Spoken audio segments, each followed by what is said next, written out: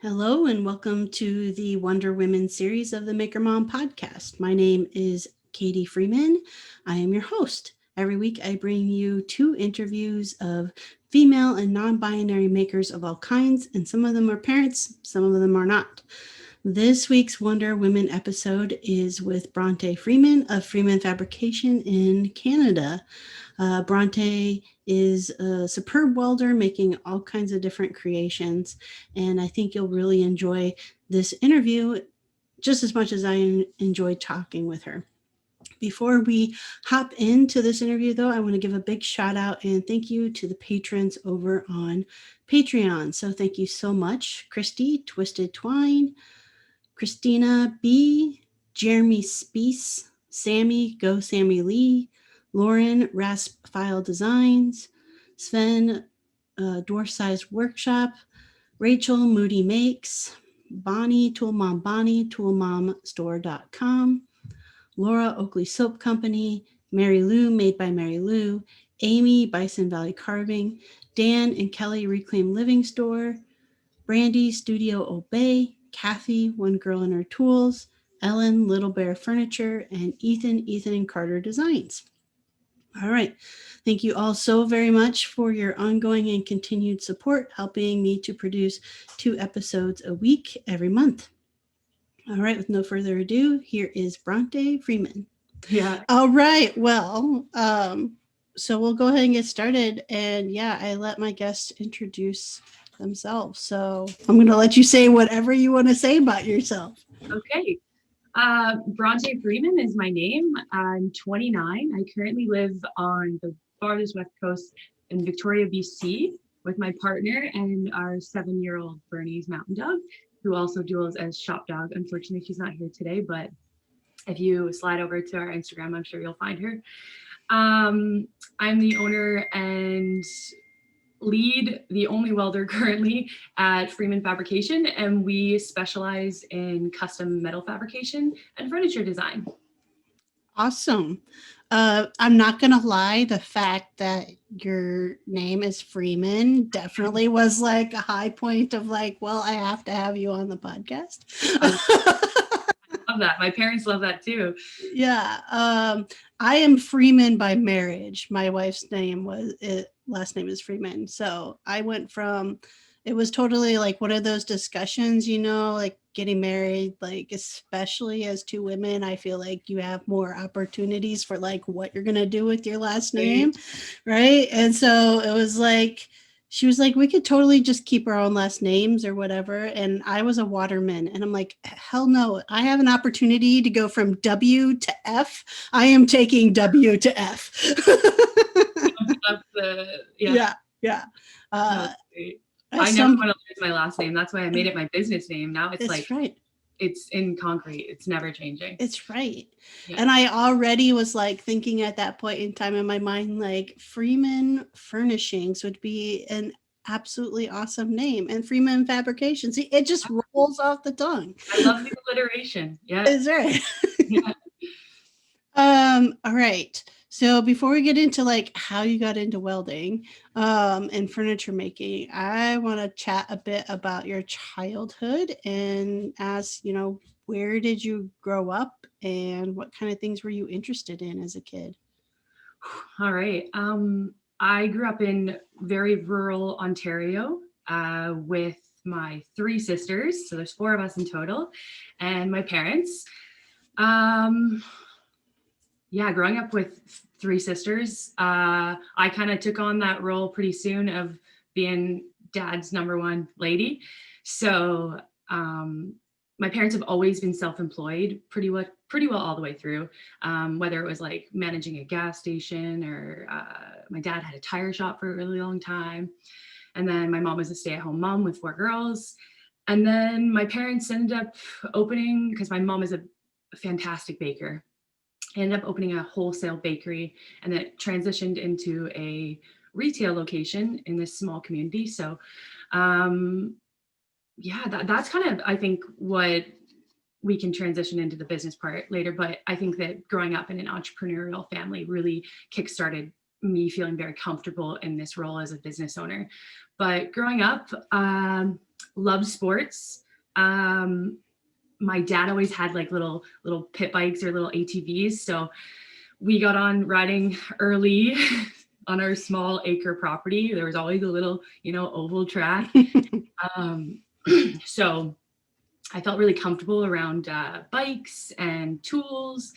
I believe I like striked in junior kindergarten for a couple months and told mom I wasn't going to school. I was just going to go work at the tire shop with dad. And eventually the school called and they were like, I'm sorry, Miss Freeman, you're going to have to send your daughter back. Like, not going to pass junior kindergarten. And I was having so much fun with dad. Yeah. And sports, I ended up getting quite competitively into ATV racing, which seems pretty hick-like, but it was a very competitive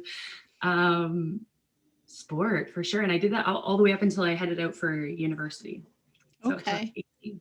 So one of 4 girls, where's your birth order in that? Ooh, I'm third. And I that middle role. Yeah.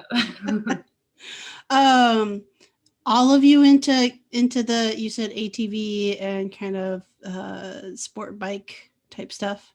Yeah, we all kind of for a short period would like ripping around the yard, and then a couple of my sisters got banged up and then they were like, nah, I'm done. I'm going to go into dance or I'm going to go into music. And then I was just like, oh yeah, all day. So I really picked it up and went with it for sure. Awesome. So when you went to university, what did you go to school for? Great question. I was also pretty competitive into basketball and volleyball. So I went out to Nova Scotia, which is on the east coast of Canada. And I went to St. FX and I took a human kinetics degree. So like a sports related degree. So is that like physical education type stuff, or is that like sports medicine type stuff? Yeah, they kind of branched out. I thought I was going to want to go into more of like a sports psychology or like an athletic therapist position. And then I realized very soon after that 4-year degree, I had no interest. And then I was trying to figure out what I wanted to do and stumbled upon trades. Okay. So does that mean you learned as in you got a job and decided this wasn't for me type thing?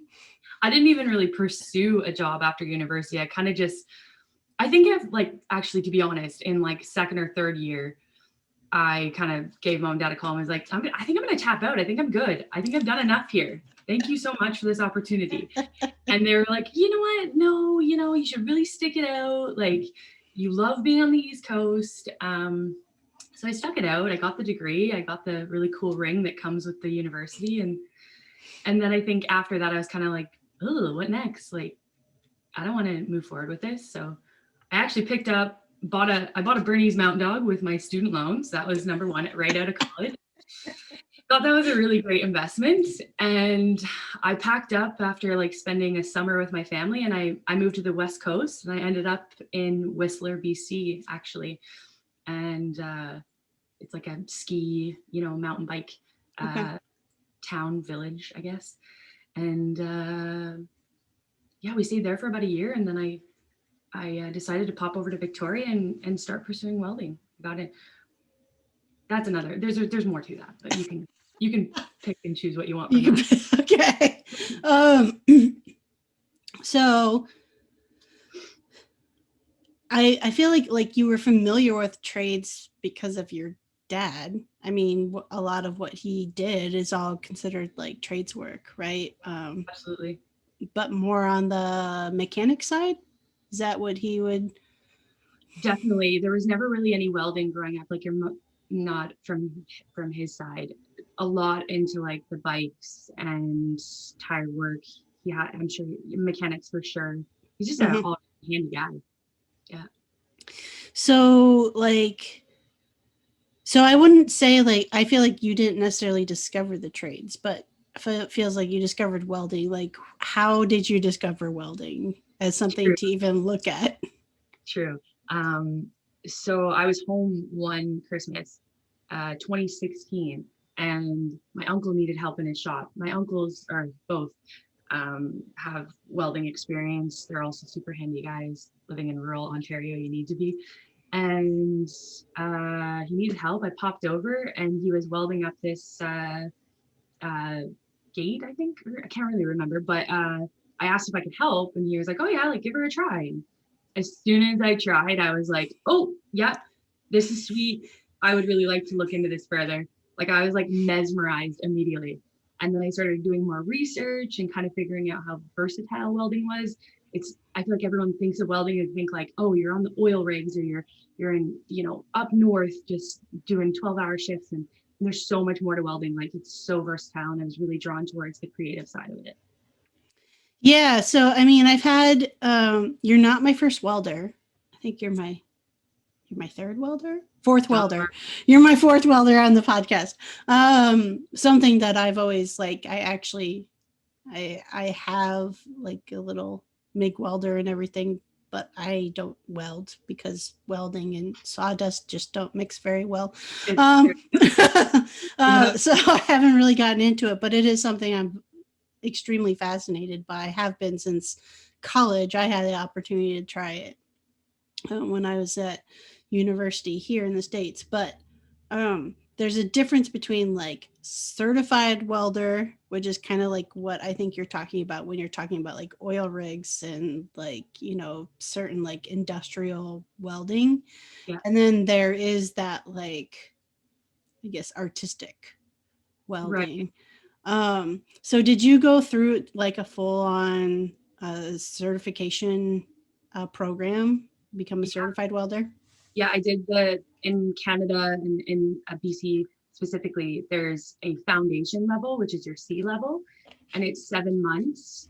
And at the end of that, you write an exam so that you're certified and a skills test. And then, so I did that first, right out the bat. And I got into the field because I recommend you go back into the field, get a little bit more experience. So I worked for a railing shop for a little bit, and then actually women in trades, which at this specific college I went to, Camosun College in Victoria, has an amazing women in trades program. And they actually called me up and were like, "Do you want to go back to school? Like, there's a spot. We'll pay for you to go back and do your B level." So the B level is where you get your red seal at the end. And I was like, yeah. And they're like, "We'll pay for it." And I was like, "Okay, amazing." So that really pushed me to get all my certifications. Absolutely. Very fortunate for that program. Otherwise, I'm not sure whether I would have went back. And then that's a 4 month program, I believe. And then you write your exam at the end of it. So yeah, I have all my certifications and all my pretty stamps. So did you go back into industry at all after you got your B level? I did for a very, very short period of time. Right out of while I was in the B program, actually, I went out and bought myself a welder. And that's where I started kind of uh, building things for myself. So I was building a lot of coffee tables and like a shelving unit for my apartment, and just kind of playing around with it. My family was very supportive. They were always like, "Oh, make me this, make me that. I'll throw you a couple bucks." So that was really nice. And then it kind of branched out into friends asking for things. And by the time I was finished my B level, I worked on weekends for an aluminum company. We were making sports equipment, like rugby machines. I don't know whether you're familiar with the sport. Anyways, Mm-hmm. Yes, I Canadian. am familiar with this. Oh, okay. Hello, I am gay. I am familiar with the sport of like rugby. Okay, that's good. Yeah, my partner plays rugby, so I think I got the connection through her, and she hooked me up with this guy, and he made equipment, and I would work there on the weekends. And then I had this tiny, tiny, tiny little shop on my buddy's property, and yeah, I don't know how I made it, but I was selling things for next to nothing and just trying to make it work, and then working for this guy on the weekend to fund my Mm-hmm. other hustle. And yeah, I really didn't go back into the industry after that. I just kind of, even though my parents were like, get back out there, get a little bit more experience, I was like, you know what? I think I can do this. So yeah, they were also very supportive. I think they just had to say that as parents. They just had to be Yeah. like, a little bit more experience, you might be going bankrupt. Yeah. But That's definitely like a parent or mom thing to do, right? oh It's yeah, like worried about our kids, making sure that they like aren't going to starve to death. totally, totally. I'm very fortunate for my parents like buying furniture that I'm sure they really didn't need in their house because they wanted me to be able to pay rent. So thank you, Mom. Thank you, Dad. So, okay, why furniture? I mean, there is like, even in the art welding world, there's like so many different avenues you could take. So, why furniture? Um, Honestly, furniture is where it started, and I think it really was just because um, I was also a part of the wood portion at the very beginning of the business, which was way out of my league. I know very basic, how to finish a table, how to flatten a table. Once you get into joinery and all that, no, thank you. But I was at the beginning of the business kind of getting stuck by trying to learn all those new things on the fly for the wood portion. Until I was contacted by a really talented woodworker in town, and he was like, how would I take over your wood portion and you just, stick with, your welding. And then we collaborated on quite a few pieces. And that's kind of where I got a bit more traction outside of my friend group and outside of my family. And now, though, there's been a transition in the past 8 months because I moved from a very small shop in the middle of nowhere into a very like downtown location, and it has walk-in traffic. And a bit about that is, I don't know if you want me to go deep into that, but Yeah. it really is where the bit has made the business where it is now. Um, I was reaching out to like fellow welders, fellow tradespeople, being like, I really need a location downtown. Like the business is capped. I can't get any bigger out where I am. And everyone was like, good luck. It's really hard in Victoria. It's so competitive for shop space and it's so expensive. So then I reached out to one welder and he was like, I think you need to get in contact with Bill. And I was like, who's Bill? I'll call him. I'll show up. Like, who is he? And he was like, like it's hard to catch him. He's kind of retired, semi-retired, but he has this shop space downtown. And I was like, so I called Bill up. He's like, sorry, Bronte, the shop's not available yet. And then 3 months later, I was bummed. I was thinking about like moving to England with my partner because she wanted to play rugby over there. And I was like, you know what? I'll put all the tools away. I'll go to England. I'll be a bartender. And then I got a call on my birthday last year, October 31st, from Bill. And he was like, hey, Bronte, I think I'm ready. Like, come down to the shop and we'll discuss like numbers and you kind of taking over. So his proposition was that he wanted to retire and not have to worry about selling off every individual tool. So I took over the space and I bought him out of all of his tools, and he graciously gave me 30 years worth of clientele. So it was really, really amazing. Bill kind of like catapulted the business for me for sure, because it opened up not just furniture, but all metal fabrication. And this year has been so amazing. Yeah. Awesome. That's awesome. I have to pause A for little one bit about second. me. Yeah. I have to pause for 1 second. Your birthday is Halloween. My birthday is Halloween. Yep. I just That's a turned pretty 29. that's a pretty fantastic birthday. It's pretty fun. I always got to dress up and everyone gave me candy. So it was never a bad day. That's right. All right. So, I mean, being able to take over that business from Bill. So, not just furniture, you said. Now you get to you're doing kind of a whole slew of Oh, different yeah. things. I felt like I was in a way kind of limiting myself to furniture. I wasn't, yeah. And now everything comes through the door, like gates, railings. I recently did my first set of stairs, which was crazy. Yeah, a lot of furniture design as well because of how many woodworkers are in town.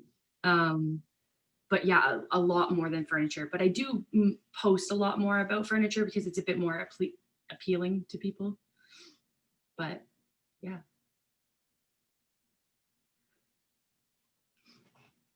I'll tell a joke.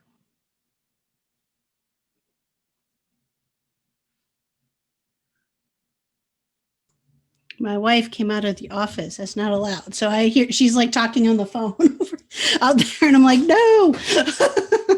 Interrupting my time. That's right. So that's pretty cool. Do you see it? So yeah, on your Instagram, you're posting more of the furniture and stuff, but do you see pushing things on that artistic side more into not just furniture, but like lighting or like sculptural pieces or any, I guess, interest there or desire to go further down that art track? Not exactly. No, I'm not very artistic in that sense. I think I have a good idea for like style, and I have a good eye for kind of the ergonomics of a piece and how it should flow. But I don't think artistically getting into like the small finicky things that would give me oof. I don't think I'd be able to do it. The people that do very intricate and like small artistic pieces that turn into like a massive dragon, that's amazing. Like, congratulations. I would never have the patience.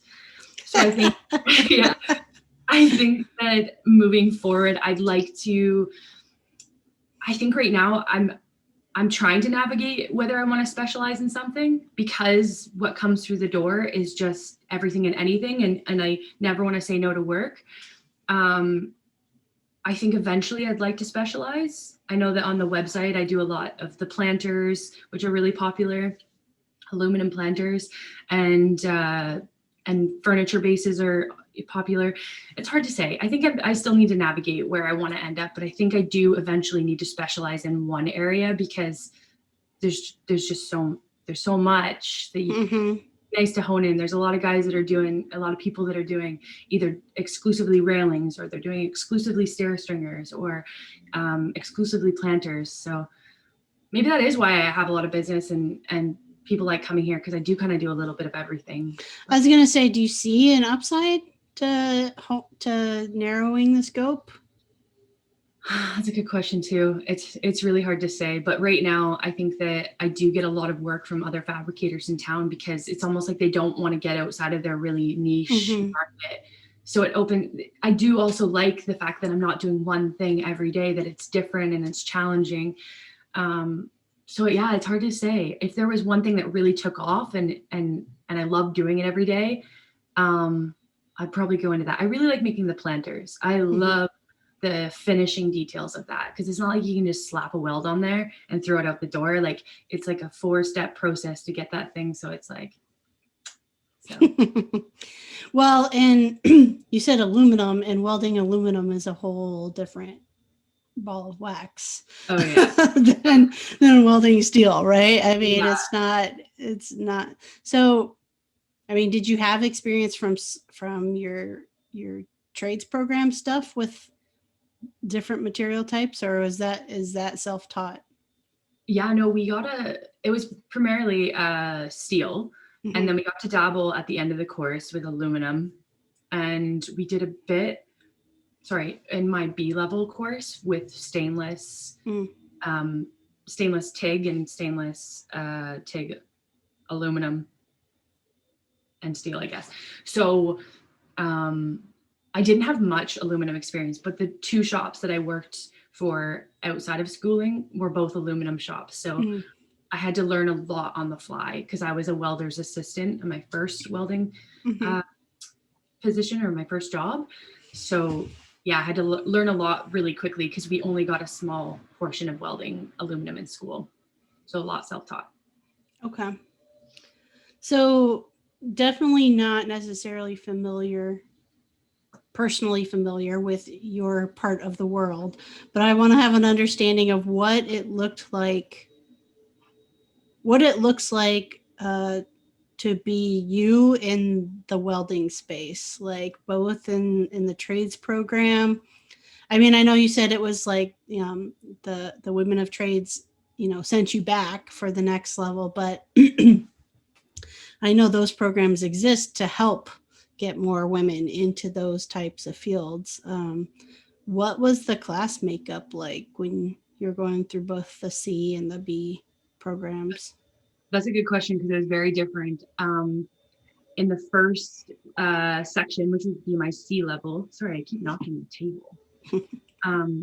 My first level for C, it was actually split right down the middle, which I think there might have actually been 6 females and like 5 males. Actually, there might have been more females than males. But the way that the course is actually set up, it's very self-driven. So you have a list of all these things that you have to complete and you have to get approval or like signed off from your instructor. But you're going to get as much out of the program as you want to take from it. And there was myself and another female classmate that were really driven and really wanted to like prove ourselves within the program.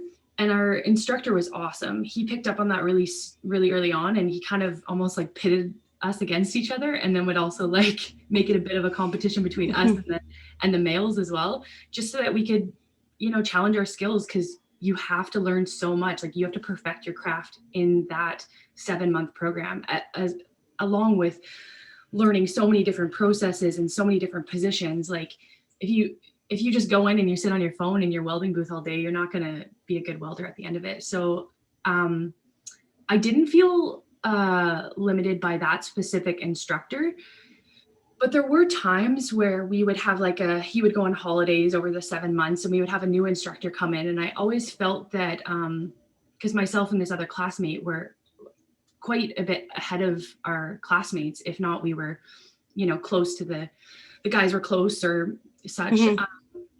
But I always felt that the new instructor coming in, I had a couple situations where I felt like, oh, this is a bit different. I felt like I had to prove myself again to this new instructor. And I didn't feel like my classmates that were male had to. And they'd almost like, I don't know whether this is exclusively just the men that came in and their personalities, but I would get frustrated because I'd be like, why is he questioning that I'm on level 7 when he's not questioning Buddy down there that's on level 6? Like, and he would, this specific instructor that I'm speaking about would be like, well, no, I'm gonna have to see like this step and this step, which is something I'd already completed. Like, I'm not sure if I believe that you're already at this point, whereas he's at this point. And it was at first frustrating, but it's also very satisfying when you can prove that person wrong. And that was the silver lining in that experience, because I would just be like, all right, I'll do it again, like whatever. And then they'd be like, okay, yep, you're where you need to be, move along. But it was almost like 2 or 3 times throughout that C level where I had to do that and prove myself. But it was really nice that I could. Did you have any female instructors? I had none. And when I finished the program, I told my instructor, I was like, I'll see you in like 15 years. I'm going to take your job. Because I was just like, there needs to be more representation. Like, yeah. Especially because, yeah, I remember even in my B level, when I went back, I was the only female in that entire course. And that made it pretty obvious that a lot of women leaving the C level either didn't get enough training to come back, or they weren't making it in the trade, so they didn't pursue the B level, because the B level is like, okay, you're a welder, you're going to get your red seal. So I didn't really feel, I've always kind of felt really comfortable in those environments, because I've been in competitive sport and competitive racing where it's very male occupied, not dominant occupied. And yeah, I think for me, I almost like thrive in those environments, because I want to prove myself. I'm not afraid to prove myself. And I know that I have, it might sound arrogant, but like, I know that I'm going to back up what I have to say. Like, and if I don't, I'm going to work my ass off to get there. So I think that might have a lot to do with my upbringing. Like, my parents like never told us we couldn't do anything. Like, they were always very supportive. And yeah, I think that set me up for being in a very male occupied trade. That was a lot.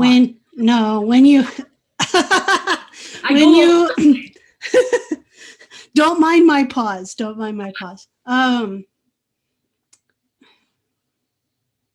There's a lot there. I guess I wanna specifically about like when you said going back for your B and not, seeing a lot of women in that space. Out of the entire building, there was myself and one other female for the entire shift. So I'm there 7 hours a day, just hanging out with the boys. Um, Let me tell, it's hard to fit into the conversation sometimes. yeah.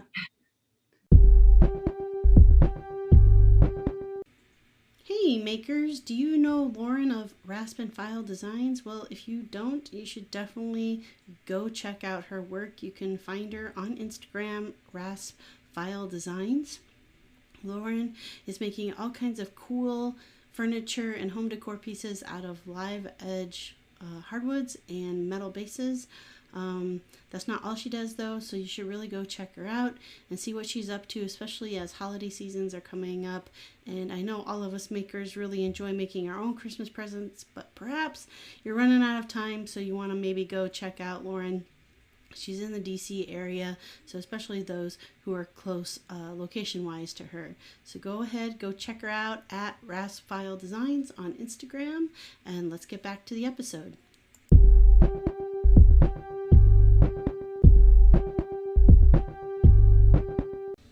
Hey makers! Today's episode is brought to you by Tool Mom and Company, or some of you know her as Tool Mom Bonnie. She has all kinds of tool-related merchandise of gifts and clothing for all ages and genders available at toolmomstore.com. I have two of the coffee mugs. One says Go Girl, and it has a circular saw with flames coming off the back, which is super sweet. And then the other one is the definition of a tool chick, which just makes you feel kind of badass when you're drinking out of it. So if you are in the market, especially as we're getting close to Christmas, for any tool-related merchandise, be that gifts or clothing, make sure you head on over to toolmomstore.com. And extra bonus, you can receive 20% off at checkout if you use the coupon code MAKERMOM. All right, let's jump back into the episode. I will just say I can relate to that on so many different levels. I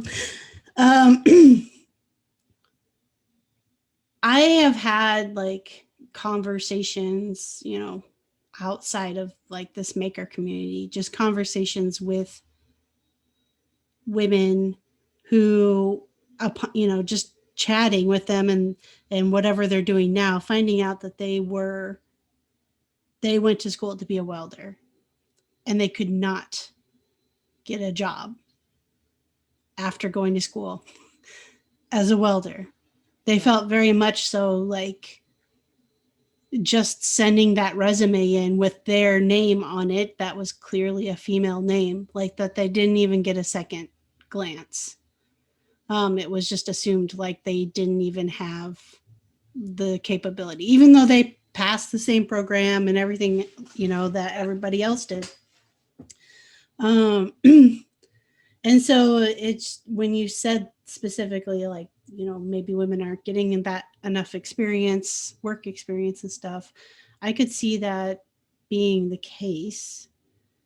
I mean, did you feel once you were in a work environment, like that it was ever questioned? I mean, you came out of this program, you had that same training. Like, was it ever questioned? Yeah, I can think of one specific example. I just finished my B level and I took my parents' advice for a hot sec. I took it and I was like, you know what? I'll go out and I would like to specifically learn more about TIG welding. So I went to a company locally that does exclusively stainless TIG and like copper, and they do brewery equipment and like distillery equipment. I was like, that is a wicked job because I want to retire owning a brewery for sure. That's a pipe dream. So I went and I don't know whether because I have more of an androgynous name, it's not like a Sarah or, Right. Maybe that gives me a bit of an advantage. because most people, they can't even pronounce my name. They just look, they're like, Brock. Okay, cool. Like, Yeah. I don't know if that might be a bit of an advantage that I haven't really thought about. I'm also quite a large woman. I'm almost like 6 feet tall. So I don't know whether that also assists me. My stature is, larger. That sounds weird, but Yeah. but I went to this company to stay on track, and I dropped off a resume, and that guy was like, "Oh, like let's just have you come into the shop, and we'll do a couple test samples." And he's like, "Do you have a helmet?" And I was like, "Yeah." So I ran to the truck, grabbed my helmet, ran in, like so nervous, being like, "I haven't welded stainless TIG since school," like having a bit of a heart attack. And he threw me in a corner, and he gave me a couple test pieces, and he's like, "Here's the welder, set it up, and I'll be back in 30 minutes." And I was like, oh my God. Okay. So I've never worked with this specific welder. It took me probably like 10, 15 minutes to set it up. One thing that threw me off was it was a trigger torch. And I had only at this point worked with either a TIG pedal or like a scratch start. So that immediately I was like, okay, sweet. Never welded with this kind of torch before. He also put me on a machine that was all messed up. So I had to dial it all in. That took a bit of time. So I don't know whether he does this for everyone. I think he might, but it took me probably like 2 or 3 tries. The first tries, I was burning the stainless. So I was like, shit, it's too hot. So I'm trying to get everything dialed in as quick as possible and deliver a decent weld for this guy. I finally get the welding machine dialed in. I'm like, all right, I feel great about this. Feeling super nervous. I run my first bead. I pull my helmet up and I'm like, damn, that is nice. And I was so happy. I don't know what happened. Something came through my body and just performed, probably the adrenaline. And I felt very confident handing over these samples. And I'm like, all right, I'm done. I hand him the samples and he goes, oh, you can obviously weld. And I remember being like, that's why I'm here. I was like, why? And in that moment, I was like, oh, at least like it was almost like I forgot I was a female. I just thought it was, everyone showing up the way everyone else shows up. And I think that has to do with my upbringing a little bit. I feel like almost like naive to the fact that I should be worried about my skills. I should be, I don't know how I want to put that, but I didn't feel like I was showing up not ready to perform, like I didn't feel like I was already at an advantage. So he brings me over to this bin in the shop and he goes, we have someone come in almost every day wanting a job here. And he showed me the scrap bin and it was all these burnt samples of stainless burnt samples. He's like, those are from the 3 guys yesterday. And he was like, then he brings me into the office. So he throws my samples in there, my pretty samples. And he brings me into the office and he goes, we don't have any females on staff. Is it going to be an issue for you working with the guys? And I remember being shocked by that question as well. I was like, I'm quite cheeky and I like to play off humor. And I was like, are they going to have an issue working with me? Because I don't have an issue working with them. And he was just like, all right, you start next week. And I remember being like, I went home. I told my parents I was stoked that I did a great job on the test. And I remember calling him back and just being like, you know what? No, thank you. I just was like, I just got a vibe. Like he didn't need to point out, am I going to have an issue? And I felt like he set me up in a corner to fail. Mm-hmm. He wanted me to fail almost, or he wants everyone that comes in to fail. I'm unsure. I don't know the guy very well, but I don't know that question was like, we don't have any females on staff. Are you going to be an issue for us? Is pretty much what he said. And I wanted to be like, well, number 1, I'm gay. So it's going to be a hard no for me. And 2, I don't know. I don't see there being a problem. So if that helps you answer your questions, that was one of my experiences. It does. It helps me answer a question. Yeah. Again, it's not an uncommon, and I don't want to even speak to it specifically being like a trades thing versus anything else. My professional career, I walk into a lot of manufacturing companies and I'm dealing with upper management. I get similar type of questions or type of comments being made by highly educated males, right? That should know better than to say something like that. And transition that into me owning my own business now. Yeah. Is that why? I mean, that's why I would do it, right? I mean, that's. Oh my God. Yeah. But then again, like when I was like, I'm going to start my own welding business, my parents were like, good for you. Like, congrats. Like, you're skilled. You can do it. At the same time being like, know that you're going to be pushing, you're going to be received with maybe some resistance. But I don't think they really ever they never ever discouraged me in any way. They've been always very supportive. Yeah. But there's times where I would answer the phone, be like, Bronte from Freeman Fabrication, how can I help? And they'd be like, oh, well, we're hoping to speak with a welder. And I was like, I'm the only welder you got? Like, how can I help you? Like, this is my business. Probably once or twice a week that happens. There's been times where I show up on site and they're like, oh, how can we help you? And I'm like, I'm carrying a welder. I'm here to weld your railings. And they'll be like, oh, we thought your husband was coming. That was what I got once. And I was like, they're like, oh, I thought you were just answering the phones. I thought your husband would be the one. And I was like, nope. Nope. So I get that quite a bit. Recently, ever since I have this location, I am taking over clientele of a man. Right. So people come in and they're like, oh, we didn't know Bill hired someone new. Like, welcome to the shop. Some people are really positive, but then I have to remind them, oh no, I own the business. I bought Bill out in January. And they're like, oh, and I always get like oh, congratulations. That's really great for you. And it's like, if there was a 29-year-old male here and he was saying that he took over a business, do you think that there would be the same response? Like, congratulations, that's such a great accolade of yours. Like, no, they'd just be like, oh, sweet. All right, well, here's my piece. Can you weld it? Right. It's like, and I'm always like, okay, well, thank you for the positive feedback. But I just wonder if there was a male that took over. But at the same time,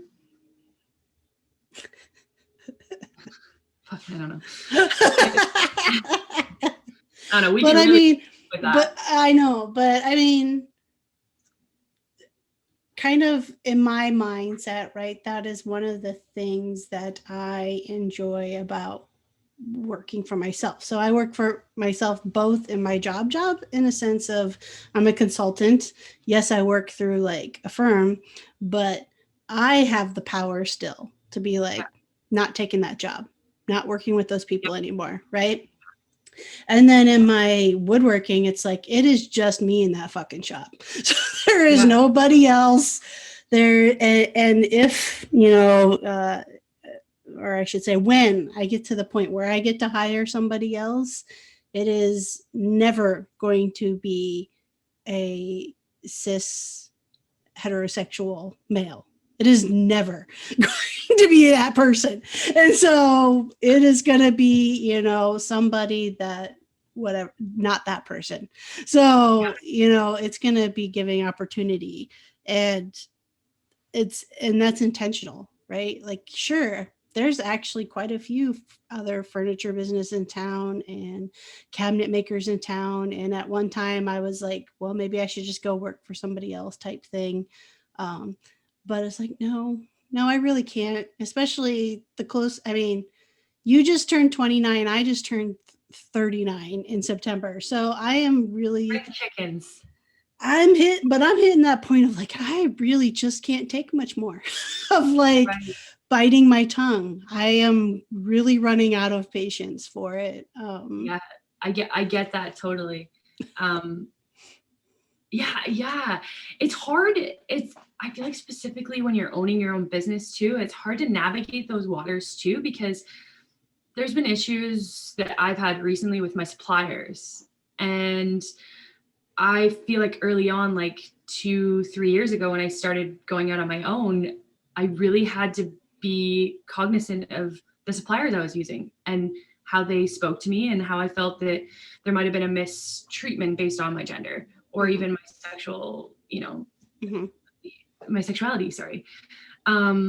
there were a couple times that there were inappropriate comments made at a specific supplier, and I made it very clear that that was never going to happen again, and went to management about it, and they were like, "That's unbelievable! Like, you're one of our best customers." Like, what? So I've only had one really unpleasant experience with just someone that thought that they were being friendly and jokey because I'm jokey, but kind of took it too far. And I pick my suppliers based on my comfort level. And I don't believe that a lot of our male colleagues are doing the same. So. Agreed. Yeah. It's not something they even have to think about. No, they don't think about it. They don't think about showing up to a site and maybe not feeling safe or feeling comfortable. No, never has to cross their mind ever. No, never once. Or feeling uncomfortable or feeling like there might be prejudice, like it's just, yeah. And it's interesting because I do have a conversation about this very often with another tradesperson who's male. And he's always like, "You're looking for it. You're looking." And I'm like, I'm actually not. Yeah. You are a white, straight male in the same trade. I don't want to make it about gender. My dad's always telling me not to, but at the same time, it's hard not to notice it because you see your colleague beside you potentially getting their skills are never questioned, whether they're great or shit. Whereas I'm constantly showing up, having to deliver the best product, because if my work doesn't speak for itself, like it has to speak for itself. Sorry, I'm getting lost in my words. I'm a bit fired up, but like I feel like I'm always second guessing my work too. Like I'm always wanting to be. I feel like that's why I've gotten more into the finishing detail side of fabrication, because I want to be that product that's superior to my competition. I want to deliver a product that is, taking in those extra steps. Like I don't want to just slap a weld on something and put it out the door. I want to be different. I want it to speak for itself and stand out. Yeah. But it does suck when I have those conversations. It's almost like they turn it like you're making it about you being a woman. It's not about you being a woman. I'm like, but it is. But it is. You're not here today when Buddy walks through the door and he goes, "Oh, are you a good welder?" And I'm like, why do you think I would be here if I was a bad welder? Right. Do you want to see my credentials? Well, I'm not going to show you. The door's right there. Right. Like, why you came here, and you came here because I own my own business and you've seen my work before. Don't ask me if I can deliver a good product. You're here for a reason. Right. I know it sounds asshole-like, but like whatever. No, I mean, it's the same thing I get, like if I'm telling just if I'm in a random conversation, people don't know what I do, and they ask that question, "What do you do?" And I'll be like, "Well, I design and make furniture." And they're like, oh, wait, you do the woodworking part? Yeah. You know how to run power tools? Like, yeah. And then usually I'll push it further. I said, yeah, I power carve is what I do. And they're like, you what? And I'm like, yeah, that's what I do. Use an angle grinder and I carve stuff away. And then, they'll ask to see pictures and they'll be like, oh, that's really good. Like always that moment of shock. And it is, and it gets frustrating sometimes for me specifically. And with this podcast and here, especially if I listen to male podcasts around making, and that whole thing being said of the, like, why do you have to say that you're a woman, whatever? And it's like, why do you have to say you're a dad, whatever? Like, why? Like, because that's part of your identity. You're bringing this to the table and it does make a difference. There is a difference in it. I haven't figured out yet how I want to also navigate that for the business, because I don't put out there that it, I guess if you read my write-up, if you get as far to my website and you read the about section, you're going to know that's a female owned and operated business. But which I had to do. I dug. Well, see, you put the work in and you got there. But even there's a really great community of welders and fabricators on social media, as I know there is in every trade. But I love to like comment and learn off of other people's work. And I often will send people messages just being like, really like how you did this process. Like, want to give me some pointers? I'd love to try it out. And everyone seems really generous with their, with giving, you know, their experiences and their knowledge. And I always get, hey buddy, or hey dude, or hey man, or, and I know that a lot of people use guys as a very casual term, but I sometimes I don't clarify, and I don't know whether that's, it's not because I feel inferior or anything like that. It's almost like I almost don't want to like embarrass them. So then I get that. I mean, because I get a similar thing, even though in like on Instagram in my bio, it's pretty fucking clear that that I am a woman, that I am a woman in a same-sex marriage, and that I am a mom, and I do these other things. Like, I make it pretty blatantly clear, and I will still get a really nice work, dude, on occasion. You know, and I'll just be like, sometimes it depends on the mood, right? It depends on the mood I'm in. And I mean, I take the same approach of when I'm talking with somebody about my kids and they'll ask me about my husband. I take the same approach. Sometimes I feel like coming out for the millionth time to that individual person. And sometimes I'm like, yeah, my husband's an engineer, and just go with it, because I just don't want to even like have to have that conversation. I get that. It's almost like you pick and choose just based on the reaction. And it's almost like I hate myself for censoring or censoring or like editing myself. Yes. Yeah. I've gone in the habit of just being like my partner and I, because I feel like that's pretty obvious, but not as much anymore as it used to be. Not as much anymore as it used to be. No, yeah, I feel you on that one. And it's just sometimes I think you'll have to also look at the specifics. Everything's situational, and you got to figure out whether it's worth it to have that conversation with the person or whether it's not. And I do like when my colleagues or other welders in the industry know that I'm a female. So I'm often like, if they reach out and they say like, there's very masculine language or or like I often am like I put my name, but then my name doesn't help me out either, because it's not like I'm Katie. So one guy's gotten into calling me pal because I think he's not sure, and I love that about him. I love that he just went to pal rather than like dude or bud, because I think pal is not something you usually call your guy friend. So I love that about him. He's trying, but yeah, I feel like you just gotta know that sometimes it's not worth it to have that conversation with that person. And it's about it's about safety too, right? Yeah. I mean, it is about safety. Yeah, I think I took us down a rabbit hole, but yeah, we might need another hour segment for that one. But I appreciate that you brought up too about people coming into your business, like, right, and they're presented with you. There's no getting around it. They're presented with you, and that reaction. And sorry. I just want to say sorry, dudes who listen to my podcast. I know sometimes I get off on a rant, and I swear I don't hate men. I really don't hate men. But it's my friend. I know it's just one of those things of like, there are certain things that you don't have to think about, and perhaps just being aware that you don't have to think about these things, and then maybe being grateful that you don't have to think about these things. Yeah, and it's almost like it's hard to have that conversation even with those guys because they almost don't see it. And I hope that they don't take that for granted. But no, let's not get into it. No, well, I was gonna say, I mean, it's easy to take things for granted until you see it, right? If that makes sense, until you see it. So like, just like today, you know, we're talking November 2nd, the year 2020. It is no longer okay just to be a good person who's not racist. You have to be like actively an ally.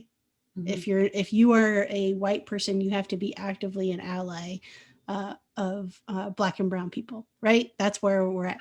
I say the same thing now, that it's no longer enough, at least to me personally, for the men who are in my life to be just for them to be a good guy. Mhm. I need you. I'm asking you, I'm telling you that I need you to be a ally to women, and I need you to be an ally to LGBTQ plus. Like, Mhm. that's what I need you to be. If you're going to be in my periphery, unless I'm stuck with you because you're family, like, that's the only out that you get. Yeah, Right. yeah.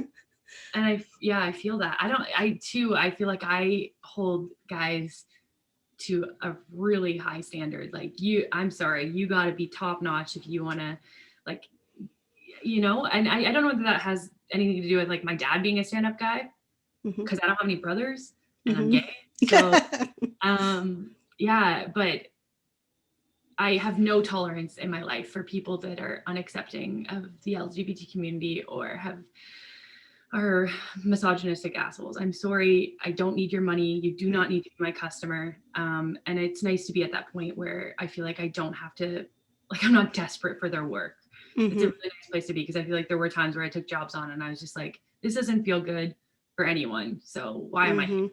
Mhm. So that's one nice thing about being a business owner. And I do have fantastic customers. I have a lot of great customers that they don't even blink when they come through the door. They're just like, fuck, sweet, let's go.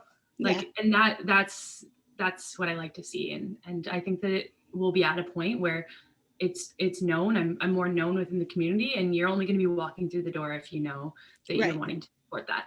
Right. Exactly. Exactly. Yeah. Well, thanks for going down the rabbit hole with me. We're actually we're actually at towards the end of our hour together, so I want to give you a chance to let people know, how they can find you and follow along with you on all the interwebs. Yeah, so on Instagram, it's Freeman.fabrication. If you don't put the dot, you're going to be following some guy in the States who does automotive repair. And I hope he cares about females and trades, but anyway. And then the website is freemanfabrication.ca. And yeah, if you're a female in the trade and you want to correspond, I love learning about new fabricators' work and just kind of where everyone's at in the industry. I love that culture. So you can DM me or email me at fabricationfreeman@gmail.com. You had to switch it up, didn't you? Yeah, I had to switch it up just to keep everyone on their toes. Also, because the mail in the States had that email. So I hope he's a nice guy. He's received quite a few emails, probably. Yeah, I really thanks Katie for bringing me on, and I know I don't have half or even like a 30-second of the following of many of your other speakers. Yes, but Thank what's important is you have a story. See, I do. every female maker has a story, and so That's it's right. So thanks for giving not me a about the following. no. And I don't really aspire to have that big of a following either. I could never see myself being a content creator. I don't think people would follow along. I'm sure they would. Don't discount. Discredit So yourself. maybe I think if I had a little bit more time, but it There you seems go. yeah. It's pretty labor intensive putting out content. I will say that, and it's not for everybody either. No. If you're happy behind a helmet and with a torch in your hand, then that's where you should be. Perfect. And follow along if you want to see what we're building, because we've got some really neat projects coming in January, which I'm really excited about. So Awesome. yeah. All right. So again, that was Bronte Freeman. You can find how you can follow along with her by checking out the links in the description for the episode. So if you're listening to the audio, just check out the description on your podcast app. And if you are watching on YouTube, check out the description down below for links on how to follow along with Bronte on social media. Now, if you're really liking the podcast, please remember to hit that subscribe button, whether you're listening or watching. Head on over to iTunes, leave a 5-star review. If you're watching on YouTube, leave a comment down below. All of that helps the algorithms know that people are enjoying the podcast, and they will serve it up for more people to find.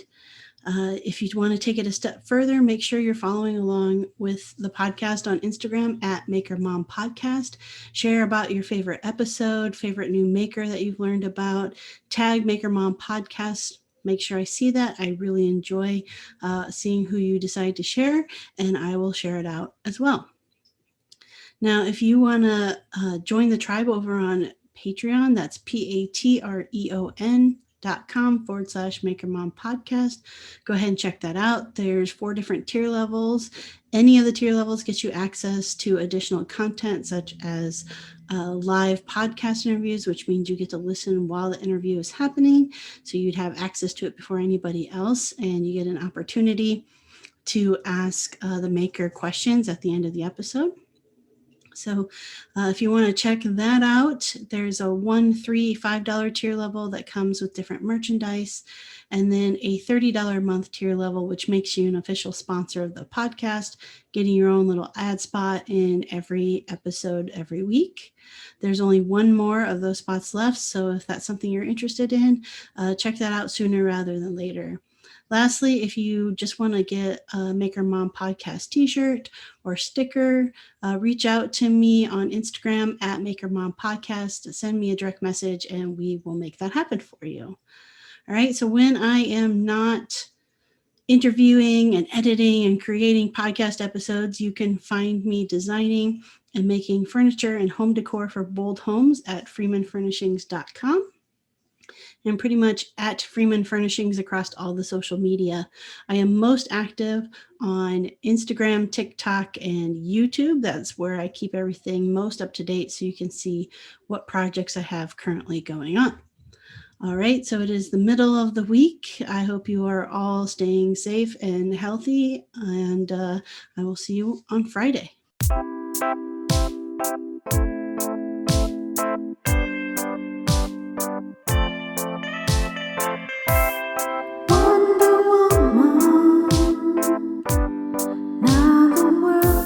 Ready for you, and the wonders you